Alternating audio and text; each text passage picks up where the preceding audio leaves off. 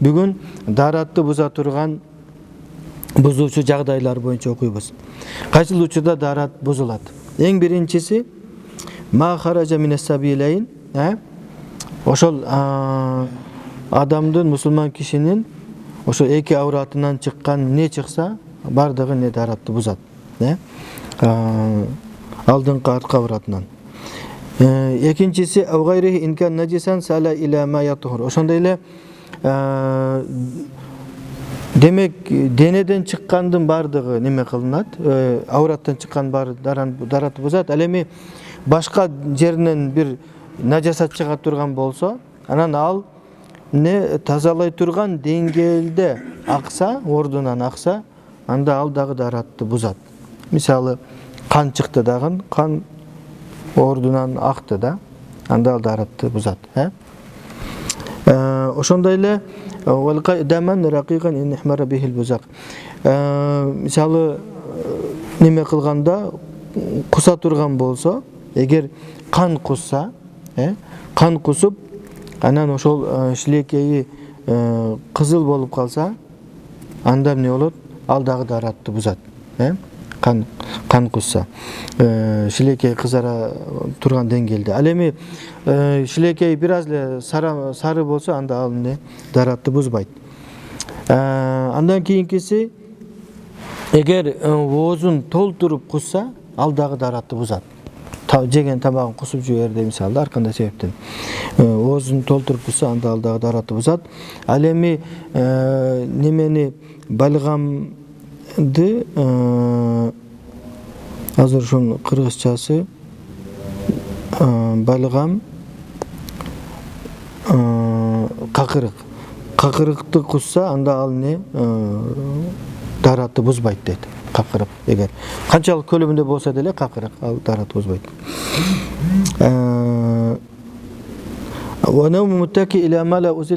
Ошондой бирөө мисалы бир нерсеге жөлөнүп уктады да, уктап, ошо жөлөнгөн нерсесин алып кое турган болсок, ал кулап калса, андан дагы не дараты бузулган болуп эсептелинет.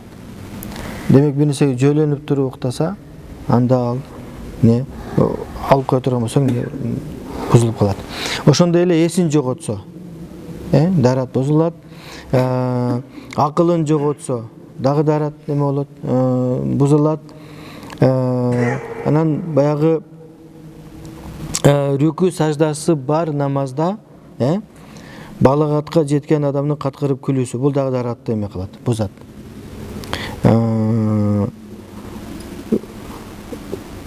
Анан баягыдай аялы менен баягыдай не деп коет, өтө жакын неме болуп, баягы уяттуу деңгээлде неме кылып кое турган болсо, баягыдай жакындык кылып, жынысыма билбес мындай эле, анда ал дагы эмне даратты бузат. Ал эми эркек киши мисалы аялга колу тийип кетсе, же кармап койсо, учурашса мисалы да, ошондой эле авратын кармаса эркек киши, анда анын дараты бузулбайт. Бул жерде мындай, эркек киши өзүнүн авратын кармаганда дараты бузулбайт, бирок эгерде неме кыла турган болсо, козголуп кете турган болсо, анда анын дараты бузулуп калат да, түшүнүктүбү? Бул даратты буза турган учурлар болду да. Кийинкиси уже гусул экен да. Ушул темада суроо барбы? Мен бат-баттан айтып койдум. Ошондо уктасаң бузулбайт, Уктасаң дарат бузулат. Уктаганда сүйөнүп уктаганда, ошол сүйөнгөн нерсесин алып койсоң, ал кулап калса, анда ошондой деңгээлде уктаса неме болот. Ал эми уктаганда мисалы монтип отуруп туруп, мисалы могу кишиде отуруп туруп, анан мындай кылып уктаса, дарат бузулбайт. Түшүндүңбү? Жөлөнсө, анда неме болот? Жөлөнбөй укташ керек да. Каткырып, салат мутлака баягы рүкү саждасы бар намазда. Каткырып күлгөндө, биздин мазхабта неме кылынат. Бул эмне? Баягыдай намазга баягыдай кайдыгер мамиле кылды, адепсиздик кылды деген немеде жаза катары намаз учурунда. Намазга чейин катырып келсе ишенсе болбойт. Намаз учурунда. Анан мунун мааниси баягыдай рүкү саждасы бар намаз деп айттык го. Демек жаназа намазында каткырып келсе анда дарат сынбайт деген сөз да. Түшүнүктүбү?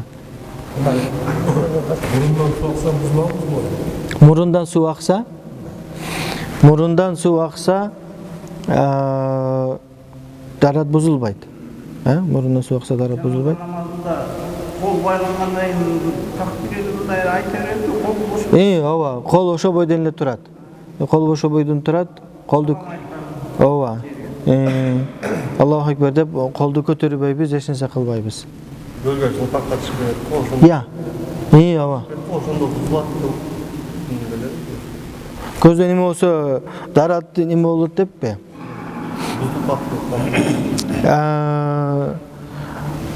Жок, ал неме да.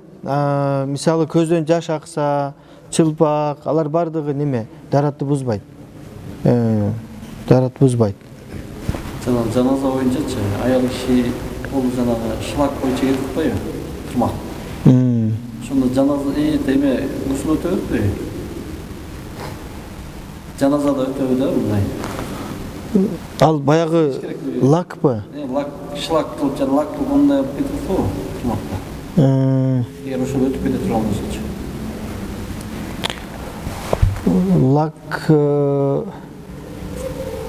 Лактан өзү мисалы дарат өтпөйт деп фатва берилет да. Анан бирок аны сыйырганда неме да биз аны сыйырганда билбейт экен, ошону фатва немеден сураш керек да. Акыркы учурда бизе фатва эмнеде фатва берди. Себеби бул мындай көйгөй жарата турган маселе да. Анысын билбейт экенмин. Эмесин фатва бөлүнүп сурап көрүш керек да. Мен балам эми көрүп, намаз окуп турганча. Анан кээде үнүм чыгарбай күлөм да. Окуй берем. Анан бара каткырып күлө берем дедичи. Анан ошондо мен намазым бузулду деп, намаз деле окуйм да. Биздин мазхабта намаз анан дарат дагы бузулат. Ооба, дарат да бузулат биздин мазхабта. Ооба. Эмне ошол, ооба, экөө тең бузулат. Намаз дагы, дарат дагы бузулат, каткырып күлгөндөчү. Ошондуктан жок, ошол туура эмес да, себеби бул биз намаз окуганда Алланын астында турабыз да. Ошону элестетип, ошондой неме менен мындай коркунуч менен истихдар баягыдай ошол ыкластуулук, Алла Таала көрүп турат деген немеде мындай окушубуз керек да. Эгер ал көп кайталанса, анда силер атайын өзүнчө бир комнатада окушуңар керек болот да. Ошондой. Жылмайса бузбайт болсо. Жылмайса жок. Жылмайса. Анан жылмаюу, каткыруу деген боюнча эстеп кеттим. Азыр бизде ушундай бир салт, мындай жаман бир жорук бар. Намаз окуп баштасаң эле жанындагы адамдар сени күлдүргөндү эме кылышат да. Алар шайтан козгойт да. Шайтаны козгойт да, анан сени мындай намаз окуп атсаң ар нерсе деп күлдүргөн, бул жакшы эмес, бул аябай жаман адат. Ошону биз таптакыр токтотушубуз керек да. Устаздар. Жаназа боюнча. Мисалы полициядан согуп атпайбы? Канчалык адамдар үйдүн астына калып Ооба. Анан ошолордун акпалагандай болот. Аны ошол бизде эмедеги фатва берилген. Мисалы ошол бойдон эле чыгарганга мүмкүн болсо чыгарышат. Мисалы 1-2 күндүн ичиндечи. Андан кийин эме болуп кетет да. Чыгара албай калат, анан жыттанып деле кетет, дене эле үзүлүп кетет, анда мындай эле окуп коет. Сырттан туруп эле. Жаназа окулбай калса, Окулат. Сырттан эле мындай эле окуп коюшат. Окуп коюшат да, баарын чыгара албайт да. Ооба. Мындай эле окуп коюшат. Шахид деп өтөдү. Ооба, иншалла. Шейит өкүмүндө иншалла болот, иншалла. Дагы бир суроо бар. Дарат жөнүндө. Той дараткана барып келдиң. Сиип келгенде дарат алып атканда чыгып калса бузабы жок? Ошондо эмне болот? Мисалы дарат алгандан кийин бир тамчы, бул баягы простатит деп азыр суук жерлерде оору деле азыр жашарды да. Мисалы мурда 50-60 жашта келе турган оору азыр 30-40 жаштагы балдарга келип калды да. Тилекке каршы. Анан ошондо мисалы кандай болот? Биз азыр окудук, мен максатым ошол китепти биз кыргызча которгонбуздагы бул китеп эме болуп 5-6 жыл мурда которуп токтоп калган болчу да. Азыр кайрадан алып келип берейин десем шартым болбой калды да. Анан телеграмга жүктөп койгонмун. Биздин максатыбыз могул үйрөтөйүн дедим эле коомчулукту. Мисалы могу жерде мына кыргызчасында биз которгонбуз эки авраттан чыккан нерсе. Демек эки авраттан эмне чыкса даратты бузат да. Ошондо бир тамчы болсо деле дарат бузулат. Ошондо бул балага жооп эмне болот? Дарат. Ошондуктан биз баягы истибра деген эме чыкты эле, азыр мечиттерге көрдүңүздөрбү? Чаптап коюшту. Истибра деп баягы зара кылгандан кийин айрыкча эркектер неме кылсын деп, баягы тазаланып, тамчыларын баарын неме кылып анан неме кылсын депчи. Ошондуктан айтылган да. Жаназа боюнча суроолорду допустим, бир имам өзүнүн биологический атасын эмес, башка бирөөнүн фамилиясын алса, имамдыкка чыга алабы? Имамдыкка чыга алабы? Мен өзүм атам эмес, башка бирөөнүн фамилиясын алып алсам, мен имамдыкка чыга аламбы? Жаназа. Айырмасы жок. Ал имамдыкка чыгабы дегенде жаназа намазы болобу, 5 мал намазы болобу, айырмасы жок. Экөө бирөөнүн фамилиясын албаш керек дегенчи. Өзүм мен биологический атамды билсем, фамилиясын өзүм тааныбам. Бирок мен бирөө багып алышса, мен багып алган фамилиясын алып жүрсөм, жаназа болуп кеткен. андай уга элекмин андайдычы. Өзү биз маселелерди бөлүп карашыбыз керек. Бирөөнүн фамилиясын алуу бул болбойт. Бул себеби бул Ахзаб сүрөсүндө ачык айкын аят келген да. Ауду биллахи минаш шайтанир. Ахзаб сүрөсү же Нур сүрөсү 1-бетте. Уд'уhum li abaihim huwa aqsatu. Уд'уhum li abaihim huwa aqsatu индаллах. Адашпасам. Силер ошо балдарды өз аталарына калтыргыла деген да. Тафсирде келет, бул өз атасына калтыр дегени өзүнүн атасынын атын алсын. Бул баягы Зейд бин Хариса радиаллаху анху Пейгамбар саллаллаху бакма баласы. Баягы исламга чейин Зейдти Пейгамбар саллаллаху багып алган да жаш кезиненчи. Анан атасы издеп келип, анан жолугуп, анан жүр биз менен кет дегенде көнбөй коет да. Анан дегенде атасы анан Пейгамбар айтат, эми сурагыла өзүнөн дейт. Кимди каалайт, ким менен жашаганды каалайт? Анан сурашса, айтат мен Мухаммад менен калам дейт да. Анда Пейгамбар саллаллаху сүйүнөт дагы, болду анда элдин баарын чакырып, бүгүндөн баштап Зейд менин балам дейт. Ярисуни ва арисуху. Ал менден мурас алат, мураскор болот, ал мага, мен ага мураскор болом. Дейт дагы, бүгүндөн баштап бул Зейд бин Мухаммад деп эме кылат. Элдин баары ошентип атап Зейд бин Мухаммад, Мухаммаддын уулу Зейд деп эме кылат. Кийин ана баягы бизде аят түшөт го. Бала багып алганда өзүнүн атасын эме кылгыла деп ошол өкүмдөр түшкөндөн кийин анан кайрадан Пейгамбар саллаллаху алейхи дагы айтат, болду. Анда кайрадан Зейд бин Хариса, атасынын аты биологический сен айтмакчы, атасынын аты Хариса болот да. Анан бул өкүм бардык мазхабтарда бирдей. Мына ислам дининде бардык алымдар бир немеден, сөздөн ушул эмеге келишкен да, фатвагачы. Себеби бул аятта ачык айкын айтылгандан кийин, мисалы мен бир баланы багып ала турган болсом, мен ага өзүмдүн фамилияны бергеним болбойт. Башка фамилияны берип коем. Негизгиси менин фамилиямды албаш керек. Бул өтө маанилүү маселе да. Мында талаш деле жок. Талаш жок. Болбойт да негизи ошондо. Өтө берет, эмнеге болбойт экен? Жок, фамилиясын алган болбосо иштейм да. Жок, ал фамилиясын алганга болбойт. Ошону ала турган болсо, ал күнөөкөр болуп эсептелинет да. Түшүндүрө алдымбы? Мындай.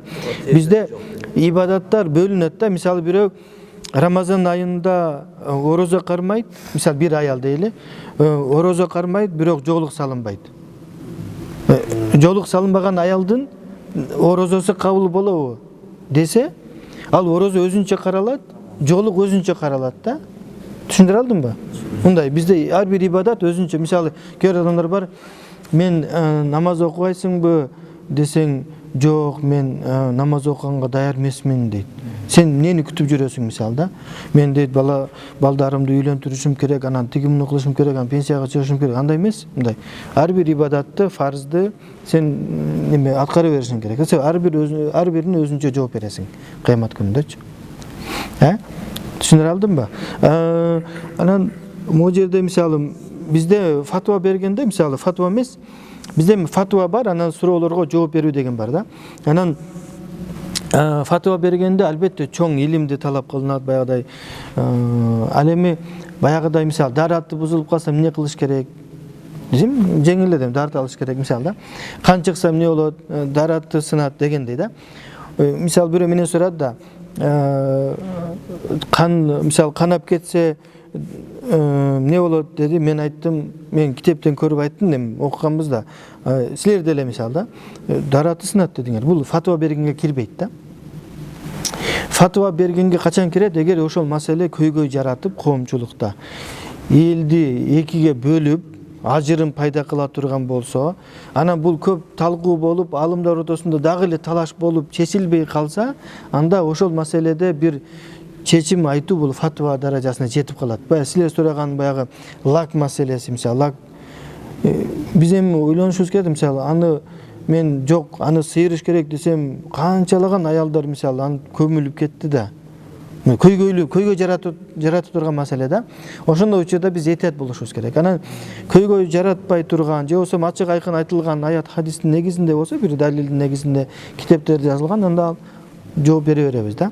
Фатва менен жооп берүүнүн айырмасын айттым силерге азыр. Мисалы, анан бизде мисалы диний суроолорго жооп бергенде мындай карап туруп, ошонун негизинде мындай сөздүн экинчи, үчүнчү маанисине карап жооп берилет да. Бул жерде айтып атат, мисалы, эки авраттан чыккан нерсенин баары даратты бузат деди. Ошондо мисалы бирөө клизма жасаса, дарат бузулабы, бузулбайбы? Я. Клизма жасаса дарат бузулбайт? Бузулат даган. Көрдүңүзбү? Демек, эки авраттын бирөөсүнөн чыккан нерсенин баары даратты бузат деп окудук да. Түшүнүктүбү? Ал тазабы, таза эмес айырмасы жок. Ошондой да. Демек, клизма жасаса дарат бузулат. Түшүнүп алдымбы? Ошондой. Ушундай эме кылынат да, баягы биз эски маселени 21-чи кылымга алып келгенде үйрөнүшүбүз керек да, мисалы. Мен ошолордун баарын жазып коеюн дедим эле, жетишпей калдым да, баягы суроолордучу. Ошондой эле мисалы бир нажасат чыгып, тазалай турган деңгээлде чыга турган болсо дейт. Мисалы кан чыкты да. Кан чыгып, акпай туруп неме болуп калды? Катып калды. Дарат бузабы, бузбайбы? Бузбайт. Аккан жок да ал. Түшүнүктүбү? Катып калды. Ошондой эле мисалы бирөө ошо кана бир нерсе болуп, жара болуп калгандагын жараны сыйырды. Баягы жараны сыйырганды баары жакшы көрөбүз го, Монтип сыйырды, бирок карап турат, кызарып турат, эми кан калкып турат, бирок аккан жок. Дарат бузабы, бузбайбы? Я. Бузбайт, аккан жок да, түшүнүктүбү? Ошентип эми бизде эми жооп ушуга жараша берилет да, мына текст. Баягы бул юридика, бул ислам укугу, бул фих илими, бул ислам юридикасы да. Юристтер деле ошон чечим чыгарат го, мыйзамды окуп алып туруп, эмне деп айтты? Мынтип айтыптыр. Демек мынтип айтса, бул болот, бул болбойт дегенде эме. Ошондой да. Дагы эмне деген маселе бар бул жердечи? Вал-игма вал-джунун. Мисалы, эсин жоготсо дарат бузулат дедик. Эсин жоготсо, жоксом жинди болуп калса, дарат бузулат. Бирок операцияга кирип наркоз алса, гусул бузулабы, бузулбайбы? Бузулат да. Жок, дарат эмес, гусул. Мисалы бир операцияга кирип чыкты да, наркоз алды. Наркоз алгандан кийин эсин жоготту да. Ошондо ага гусул алуу, толук дене гусул кылуу важиппи, важип эмеспи? Ал мен кетти го. Эч нерсе болбойт. Мен дараттан гусулга өтүп кеттим да. Эме болбойт. Бул даратты гана бузат. İster tamam da nimaga lapostal. Men sizди adaштырдым да. Неме дедим? Себеби биз дараттан гусулга өтүп кеттик да азыр. Дараты бузулат, бирок гусулу бузулбайт да. Жунуп болуп калбайт. Түшүнө алдымбы? Эгер күнүк болуп калса нема болот да? Наркоз наркоздан эч ким жунуп болбойт. Ооба, наркоздан. Үзүлөт. Мисалы, ооба. Наркотика колдонсо бул болбойт. Дараты бузулат. Дараты бузулат, гусул бузулбайт, Азыр гусул жөнүндө дагы окуйбуз. Анан бул жерде эме мубашаратул фахиша дегенди биз кыргызча не деп котордук. Эми билесиздер, не дейт? Улуу сөздө уят жок дейт. Ошондой эле дин илимин окуп жатканда дагы ашыкча уялуунун деги кажети жок да. Бул жерде кыргызча эркектин аспабы аялдын авратына, өзүнүн аялынын да тийүүсү даратты бузат. Анан муну мубашара фахиша деп арабча айтат. Муну маселе жок, суроо жок. Эркек өз аспабын кармаганда эгер козголуп кетсе, анда дарат бузулуу ыктымалдыгы бар да, козголуп кетсечи. Дараттын эле алат, гусул албайт. Дарат эле алат. Жана биз уктуганда да, мисалы үчүн аялдыкынычы аспабы кирип чыккан болсо, эгерде сүйүктүк чыкпаган болсо дагычы, ал гусулат деп Жок, ал неме кылган жок. Мындай эле сырттан эле неме кылды. Эгерде кирип чыга турган болсо, анда гусул важип болот. Ооба. Аны окуйбуз. Андан кийинкиси гусулдун парыздары. Гусул деген не? Толук денени жуу, толук жууну. Арабча кыргызча которгондо гусул бул жууну да. Анан биз эми арабча баягыдай ушул сөздү термин катары колдонуп калдык да. Гусул деп себал жөнөкөй жуунуудан неме кылып душ алуудан айырмалаш үчүн диний термин кылып алдык да. Ал эми араб тилинде игтасала, гусул игтасала десе жуунду деп түшүнөт да арабтарчы. Гусулдун фарздары оозду чайкоо, оозду чайкоо, мурунду чайкоо, анан бардык денени жуу. Ошол фарздары, бар денени. Анан сүннөттөрү кайсыл десе, биринчи эң алгач эки колун жуат, эки колун жуат дагы, анан авратын жуат, андан кийин ошол авратындагы денесиндеги нажасаттарды кетирет. Бизде ошол уруктук нажасат, биздин мазхабта, уруктук нажасат, нажаста булгайт кийимде. Андан кийин не кылат? Ошол намазга дарат алгандай эле дарат алат. Толук дарат алат дагы, бир гана бутун жуубайт. Баягы илгери немеге жуунушканда буту бир чарага же бир нерсе жууганда баягы бутуна суу калып кеткен да, ошон үчүн бутту жуубай турат, аягында жуат да. Анан бүт денесине не кылат? 3 жолу бүт денесине суу агызат. Оң жака, анан сол жака. Аягында анан сумма ягсил риджлей, анан эки бутун жууп коёт. Баягы немеден чыгып туруп, анан эки бутун жуат. Бул жерде эки бутун көлчүктөгү сууга эмес, таза жерге барып жуат. Эми ал баягы көлчөккө жууганда кайра эле болуп калат да. Буту булган калат, сыртка чыгып туруп. Wa yakfi li zati dhafir in ibtilla aslaha. Чачын өргөн аялга чачтын түгүнө гана суу жеткирип коюу жетиштүү болот. Эгер өлгөн болсо аны жандыруунун кажети жок. Бул не? Гусулдун сүннөттөрү. Демек, мисалы бир киши эме кылды да, ооз мурдун чайкап туруп эмеге сууга түштү, көлгө түштү, мисалы бассейнге түштү. Гусул алган болобу? Гусул алган болот. Бирок баягы сүннөт амалдары калып кетти да. Түшүндүңбү? Жышынбаса деле калган дейт. Ооба. Жышынбаса деле. Жышынбаса деле. Бул жерде жада калса жышынуу дагы айтылбаптыр, мисалы да.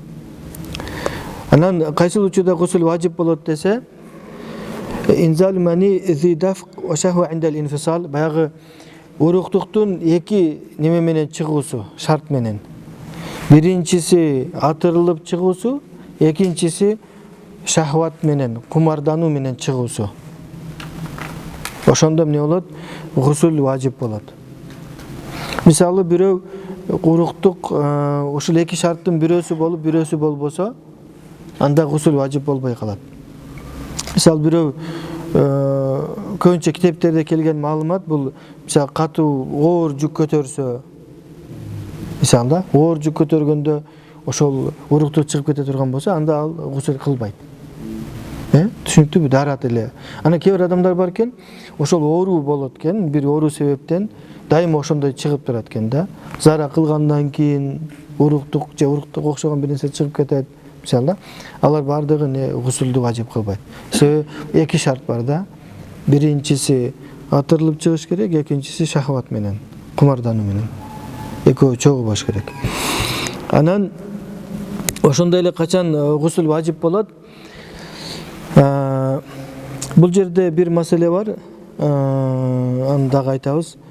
Уста кесердин алдына же артына кирип көрүнбөй калуусу, кылуучуга да, кылынуучуга дагы гусулду важип кылат. Мисалы, биз мына диний сабактарды окуганда, диний китептерди окугандачы, биздин максатыбыз мындай түз болуш керек да. Кээ бир адамдар ушул текстти окуп алып, демек силер баягыдай артынан артка обратка деп атпайбы? Артка обратка неме кылганга болот дегендей кылып атасыңар деп түшүнүшү мүмкүн да, баягы ниети бузуктарчы. Андай эмес. Бул юридика китеби болгондуктан, муну ошол ислам соту колдонот да.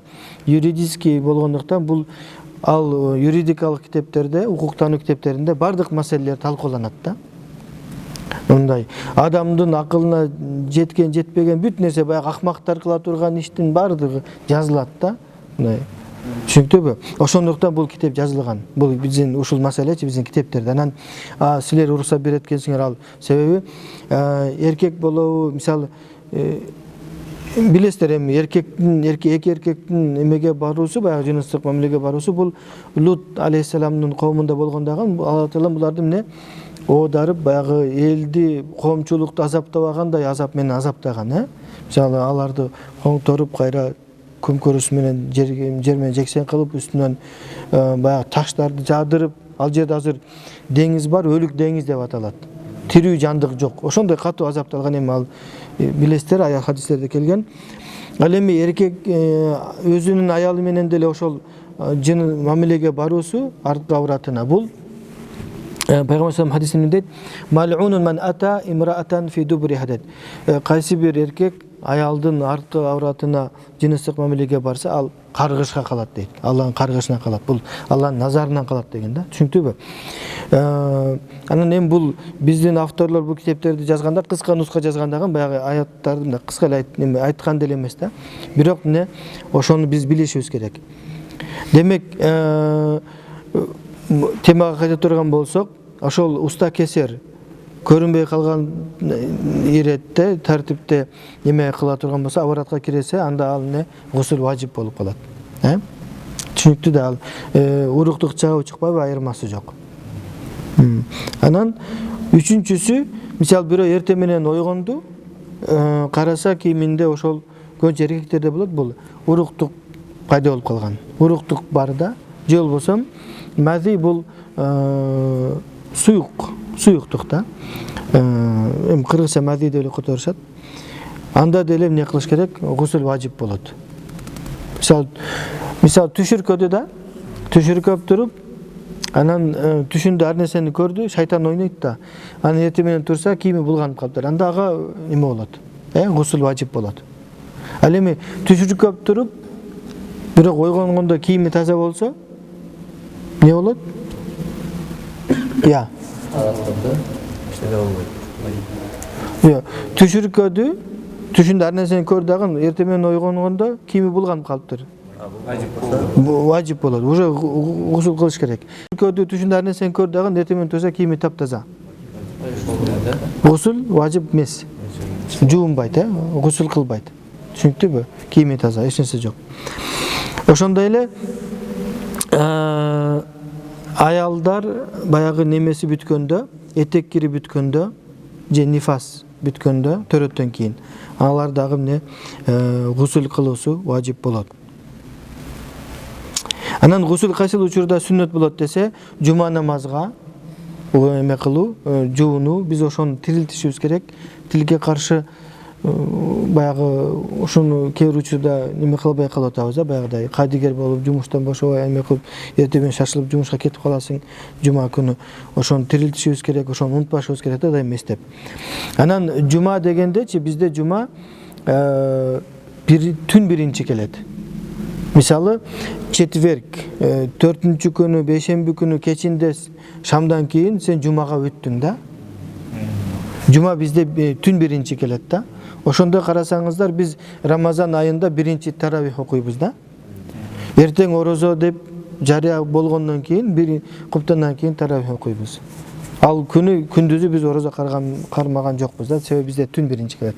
Ошондо мисалы эртең менен жуунганга шарты жоктор, 5-шемби күнү кечинде шамдан кийин жуунуп алса, баягы жуманын ниетин кылып, анда жума күнү жуунган болот. Түнү деле жуунуп алсак болот. Ошол убакытта кирет. Ооба, жумага жуунду болот. Ошол соопту алат да. Анан ошондой эле 2 айтка барганда жуунуш керек, сүннөт. Орозо айт, курбан айт. Анан ажылык умрага барганда ихрам кийгенде, ихрам киерден алдың баягы ак эме бар го, полотенце сыяктуу ихрам. Ошону киерден алдың дагы гусул кылуу, жуунуу сүннөт. Ошондой эле не Арафат күнү. Арафат күнү баягы ажылыкта, Арафат күнүндө эме кылуу. Арафат өрөөнүнө барганда, Арафат тиякта, Кыргызстанда эмес, нар жакта жүргөндө, ажылыкта. Бул гусул темасы болду да. Эгер темага байланыштуу суроо болсо берсеңиздер болот. Ушул анда киндикти мас кылып коюштук, кылмай калса. Эчтеке ой кандай? Бардык денеси жуулуш керек деп айтылат. Анан баягыдай немелер айтылган, мисалы, шакекти мындай кылбай калса эмне болот? Баягы анча деталдуу немеге кирген жокмун менчи.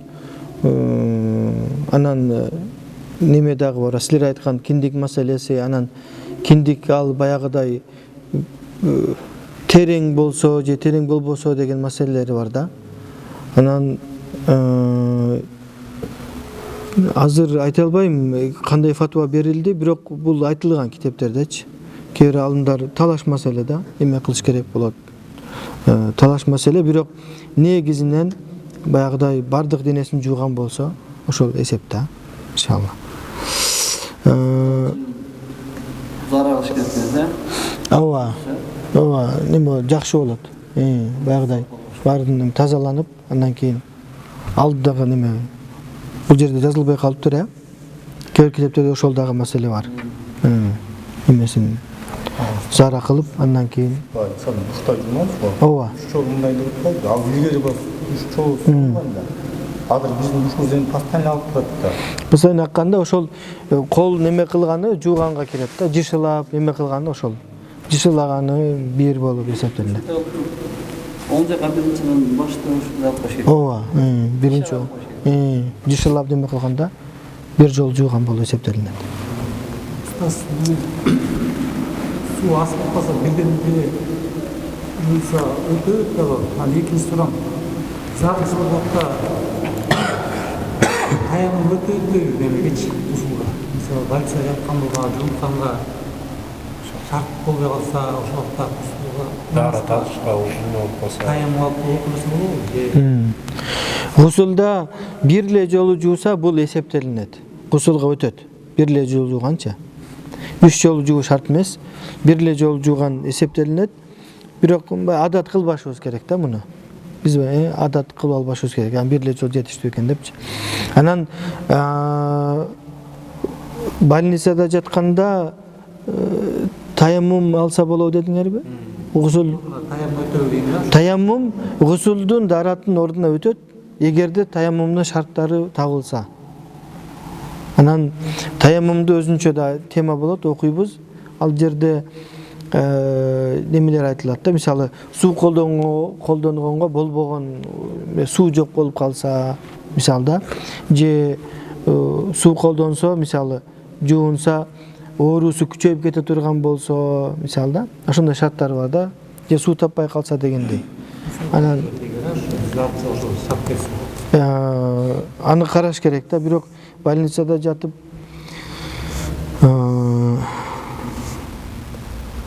больницада жатканда жаңа таблис болуп калгандар бар, жуунткан иш жок болуп калгандар бар, алар анда эми анча деңгээлде болсо, мисалы анда ал ооба неме кыла берет, ал тайымы менен окуй берет. Карап көрүш керек да, канча деңгээлде. Оор маселе да бул. Устаз бизде да бир суроо. Ажаткана менен үстүнө душ эле алып коет экен да. Ооба. Гусул алып берсе болобу? Гусул алса боло берет. Бирок неме кылыш керек да, баягы бутун кийин чыкканда дагы жууп алып неме кылыш керек болот. Азыр ошондой болуп калды да. Өзү ал неме кылынбайт, өзү сунушталбайт да. Андай немелерчи. 3 в 1 деп. Устаз дайым что? Мындай иштеген, альпинист болуп иштейм да. Кээде домдо иштеп калган жаңа жерге түшүп, анан кайра чыкчакты 1 саат убакыт кетет да, мисалы. Даже 1 сааттан көп кеткен. Ошондо мисалы асыр болуп калды, даже шамдан өтүп кетти. Hem ошол турган жерде окуп койсоң болобу, арканда элечи мисалы. Сакола карап эле окуп койсоң. Ал альпинисттер баа тоого чыккандар да. Жок, домдор иштейбиз биз 2 үчүн. Айна ушундай эме, анан жерге түшүп кайра чыкчакты көп убакыт кетет да. Жок, домдо жашаганда, стройкадабы? Иштейбиз да. Түшүн, сыртында, тиякта суу алып алыш керек дагы, тиякта балконго неме кылыш керек ага. Ал неме эмес, мен тоо деп ойлоп атпайм, альпинист десеңерчи. Силердин терминде альпинист деп коет экен да. Ооба, сыртында иштегендер ошол жанына суу алыш керек дагы. Анан намаз убактысы болгондо мындай эле эме кылып туруп балкондон эле секирип барып намаз окуп кайра улантып бериш керек да ишти. Болуп калды, мисалы тарих болуп калды да. Же айнек жок, же эме. Ушуна болуп калды да. Же шамга чейин такап калып, шамдын астына коюш. Эми мындай учурдачы силерге бир вариант катары неме кылсаңар болот да. Пешинди кечиктирип, пешиндин убактысынча асырга чейин. Пешин менен асырды бир убакытта окусаңар болот да. Эми биздин мазхабта 2 намазды бир убакытта окуган болбойт. Бирок кечиктиргенге уруксат берилет да. Мисалы азыркы учурда мисалы 5:50 52 экен да. 5:50 дейли. Ошондо силер пешинди 5:40 окуйсуңар. 5:40 мисалда, болжол менен 10 минут 15 минутта окуйсуңар дагы бир 10 минут күтүп туруп, асыр киргенден кийин асырды окуп коесуңар. Маселе чечилди да. Окшомой. Чөз да. Асыр көбүнчө алып келет. Аны калтырбаш керек. Жок, эми биз мындайда ибадат маселесинде мында эмгек кылуу жакшы, адал эмгек жакшы, бирок ал бизди ибадаттан калтырбаш керек да. Ибадаттан айрыкча парз амалдардан. Бул намазды каза кылуу бул өтө чоң күнөөлөргө кирет. Мындай намаз окубай коюу өтө чоң күнөө, аны намазды өз убактысынан кечиктирип окуу бул дагы чоң күнөө да. Алла Таала Куранда айтат: "Аудимиштенежим фавайлу лил мусаллин" дейт. "Аллазина хум ан салатихим сахун." Намаздарын унуткан намазкандарга тозок оту болсун, вайл тозогу болсун деген да. Абдулла бин Аббас айтат, ошондой эле башка муфассирлер айтат тафсир китептеринде. Булар кандай унуткандар десе, намазды өз убактысынан чыгарып окугандар дейт. Мисалы, пешинди асырдын убактысында же асырды шамдын убактысында окуган бул чоң күнөө болот. Ошого маани беришибиз керек да. Ушундай маселе Москвада Cuma namazdan keyin, cuma okup bitkönүңөрдөн keyin asırda okup ketsеңер боло берет деп имам айтканда ошо туурабы эмеспи? Пешинден кийин асырда окусабы? Кышты боюнча убакыт кыскара. Жумадан кийин Асырдын малы деле кирип калат депчи. убактыдан алдын биздин мазхабта болбойт.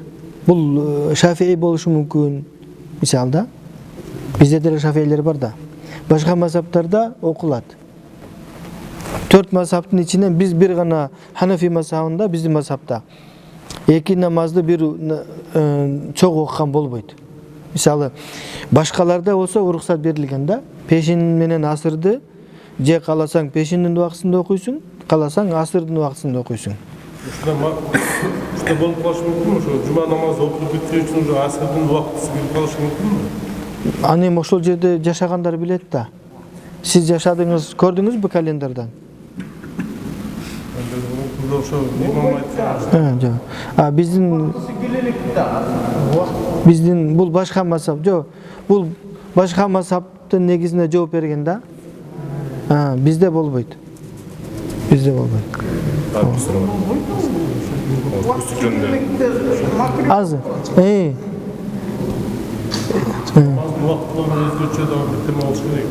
Намаз өзүнүн тема бар, узун тема бар намаз убактылары боюнча. Ну, допустим, туалетке киресиң, по большому кругу, сразу үзүп кетесиң болобу? Боло берет. Жубайлы. Ооба, тияктан жубасың да. Боло берет.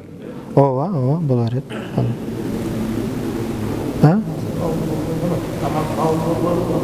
Кандай дейсиз? Намаз кабыл болду, эки намазды чогуу. Эки намазды антип немеде бизде 4 мазхаб бар да. Биз азыр Ханафи мазхабын окуп атабыз да. Ал жакта дагы 3 мазхаб бар. Анан биз 4 мазхабтын бардыгы туура дейбиз да. Башка мазхабтагылар уруксат беришкен далилдин негизинде. Антип биз сенин намазың туура эмес деп башкаларга таңуулаганыбыз туура эмес болуп калат. Yok, namaz vaktisi gelecekten farz boyut da. Жок, мисалы Vaktisi gelecekten farz mısın? сапарда бул маселе сапар маселесинде. Сапарда Musafirler var. мусафир киши, жөн жашагандарга болбойт эки. Неме? Сапарда анан немеде? Баягы катуу жаан жааганда, катуу жамгыр, кар жаап эме болгондо, ошондой учурда башка мазхабтарда жама баягы эки намазды бир окуса болот деген эме бар да. Бирок бизде ага амал кылынбайт. Мисалы үчүн азыр бизде асырды 18 болот да, биз жазып турат, мисалы үчүн. Ооба, комат айтылганы. Мурунда да кирет да турат асырды, мал бир топ мурун эле. Бир топ мурун эмес, календарда асыр 17:52-де кирет. 10 мүнөт мурда, 8 мүнөт, 10 мүнөт мурда кирет, ооба. Мисалы бир нерсенин, мисалы бир түркүк дейли, бир түркүктүн узундугу, мисалы бир нерсенин таяктын узундугу 1 метр болсо, ошонун көлөкөсү 2 метр болгондо, өзүнөн 2 эсе деп айтылат да. 2 метр, анан плюс баягы завалдагы дагы бир кичинекей бир жарым метрлик неме болот, бир 30 сантиметрликчи, ошону кошуп, анан ошондо 2 метрден ашыгыраак болгондо асыр кирет деп айтылат. Фатва ошондой биздин мазхабта, Ханафи мазхабында. Ошону күтсөңүз, азыр ошондой саат 5:52-де. Анан биздин ошол эле Ханафи мазхабында башкалар деле, башка мазхабтагылар деле айткан, бир нерсенин көлөкөсү өзүндөй болгондо деген дагы пикир бар да. Бирок бизде ага фатва берилбейт. Амал кылганда 2 эсе деп айтылат да, фатвачы. Беркини айта турган болсок, бир нерсенин көлөкөсү өзүнөн 1 эсе болгондо, анда ал бир 40-45 мүнөт, 35-40 мүнөт мурда кирип калат. Ошону айтсаңыз керек сиз. Ошону айтышы мүмкүн. Мурун айткан жагы кедеси жубадан кийин эле асырды бир жолу окугандан ичке бир жолу чыгып жатканбыз да. Анда бар эле намазды бир окуп туруп эле кетип калбайбы? Жок. Жок. Var ekan. Андай. Başka masraflar, başka masraf. Тартип менен окуш керек да. Китепти жазып турат. Китептен окуйбуз буюрса аксакал. Окуйбуз. Жазып турат да. Тартакай. Ошон менен окуш керек да намаз деген. адашпайт. Ооба, эми биз мен баягы өзү 4 мазхабты окуганмын да. Анан бизде Кыргызстанда 4 мазхаб анча деле таралган эмес. Анан 4 мазхаб эмес, мисалы бир мазхабтын ичинде деле кээде 2 пикир айтылып калат, 2-3 пикир айтылат да. Анан ошону дагы окутсамбы деген ой келген магачы. Анан коомчулукка десем, көп устаздар аны каалашкан жок, ушул эскиче эле бир эле пикирди айта берсең депчи. Бирок мындайда адам бир мазхабтын ичинде деле башка пикирлерди окуса, кругозор кенен болот да. Мисалы бизде имам Абу Ханифа бар, анын шакирти мисалы имам Абу Юсуф Мухаммад, анан Зуфар бар, башкалар бар мисалы да. Алардын деле сөздөрү өтөт да, мындай. Маалымат катары окуп койсок, жакшы болот да, мындай өзүбүзгө делечи.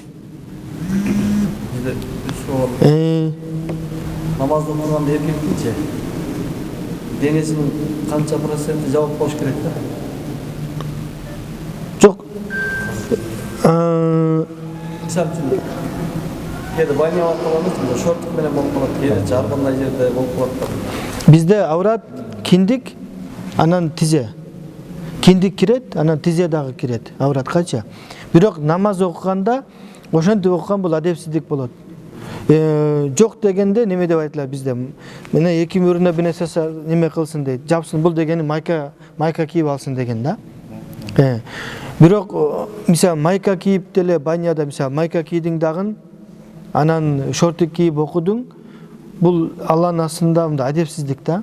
Себеби бир устаз айтат, багымдатка барсам, анан кошунасы да, таанышы кошунасы, ал деле намазга барып, намаздан чыккандан кийин айттым да, жүр үйгө дедим дейт да. Үйгө чай ичебиз десем ал көнбөйт дейт. Жүр деп туруп алдым дейт да, атайынчы. Анан ал акыры айтты, жок мен кантип барайын ушул кийимим менен дейт да, үйүңөчү. Анан айттым да, сен мечитке келдиң го дедим дейт. Ушул кийимиң менен. Анан мен үйүмө болбойбу десем, аябай уялды дейт да. Ошондуктан биз мындай намаз, мечит маселесинде мындай жакшы кийинип мындай сапаттуу ибадат кылышыбыз керек да.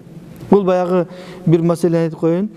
Кээде молдодон сурай беришет адамдар мындай кылсам болобу, анан тигиндей кылсам болобу, анан деп мындай вариант издепчи. Китепте мындай деп айтылган. Мисалы бирөө намаз окуганга кийими жок болуп калса, бир нерсени оронуп деле окуса боло берет. Мисалы мен эмени айтам да, мешок, мисалы мешокту алып башын деп кыркып ана эки колун чыгарып мешок менен намаз окуса деле болот. Өзүчө. Бирок бул не баягыдай сүннөт аткарылбай калат, шариаттын талаптары, адептери аткарылбай калат. Анан биз ибадат кылганда мындай сүннөттөргө, адептерге маани беришибиз керек, айрыкча ибадаттачы. Себеби мындай да тамак жегенде жакшы тамакты жейбиз, мисалы жакшы чайканаларга барабыз, кийингенде жакшы сапаттуу кийим кийебиз, үй салганда жакшы материалдарды колдонобуз, курулуш материалдарынча. Машинаны деле жакшысын минебиз, анан намазга, ибадатка келгенде эле анан болдокеден сурап, анан варианттар мындай тигиндей деп андай болбош керек да, мындай. Кадимкидей эле кийимиңди кийип жакшы намаз окуп анан, иншалла. Тартиби менен, иншалла. Ошого маани беришибиз керек да. Эми зарылчылык ал ад-дарура туқаддар би қадариха деген бизде каида шар'ия бар, эреже. Ар бир зарылчылык өзүнүн немесине жараша каралат. Эми канчалык деңгээлде. Анан аны ошол киши өзү деле билиш керек. Зарылчылык мындай. Зарылчылык, айрылча зарылчылык маселесин аныктаганда баягы кишилер өздөрү туура аныктап мындай зарылчылыкты дагы белгилей мындай ажырата билиш керек да, ал кишичи. Неме кылбай, баягы молдолорду кыйнабайчы. Анан зарыл болуп калды эле деп Баш кийими жок окуган тууралуу айттым. Баш кийимби? Баш кийим баш кийимсиз жалаң баш намаз окуган адепсиздикке кирет да. Адепсиздикке кирет.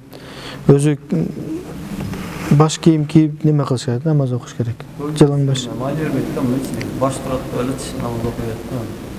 Ошондо негизи тактап кичине мындай жооп берсин келип коюш керек болот негизи. Албетте. Бизде эми ошол мисалы кээ бир маселелер болгон. Имам Абу Ханифа, Имам Бухари мисалда, Имам Бухари Ошолордун учурунда деле адашпасам баш кийимге өтө маани беришкен да. Кайсы бир имамды айтып унутуп калдым, китепте окудум эле. Ошол жалаң баш адамдан хадис албай койгон дейт да. Имам Бухари экен, ким атын унутуп калдым да. Ошончолукка чейин барышкан да. Алардын учурунда жалаң баштар башкача идеологияда болгон, анан динге бекемдер башкача немеде болушкан да. Ошого маани беришкен.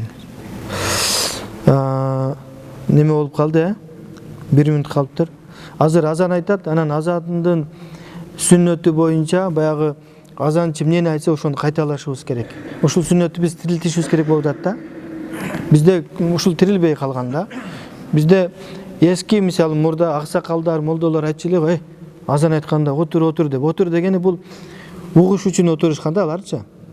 Сен сүйлөсөң, ар нерсе кылсаң угулбай калат да алыстан. Азыр болсо эми тунук угулат микрофон менен, бирок ошондой болсо деле биз артынан кайталашыбыз керек. Кайсыны айтса ошону айта. Аллаху акбар, Аллаху акбар. Анан hayya ala salat, hayya ala falah degende la havle ve la kuvvete illa billah. La havle ve la kuvvete illa billah deybiz. Anan keyin артынан кайталаш керек. Анан дуа кылышыбыз керек. Бүткөндөн кийин дуа кылсак, иншалла ошол дуанын кабыл болуу учурларынын бири да азандан кийин. Ошондой эле азан менен коматтын ортосундагы дуа дагы кабыл боло турган учурлар. Азыр иншалла azan aytıladi. Amin. Rabbi gfirli ve li ve lidevil cemil muslimin. Alla ahya minhum ve la amwat yawma qiyamah. Allahumma inna nas'aluka ilman nafi'an wa qalban khashi'an wa 'amalan mutaqabbalan wa du'an mustajaban bi rahmatika ya arhamar rahimin.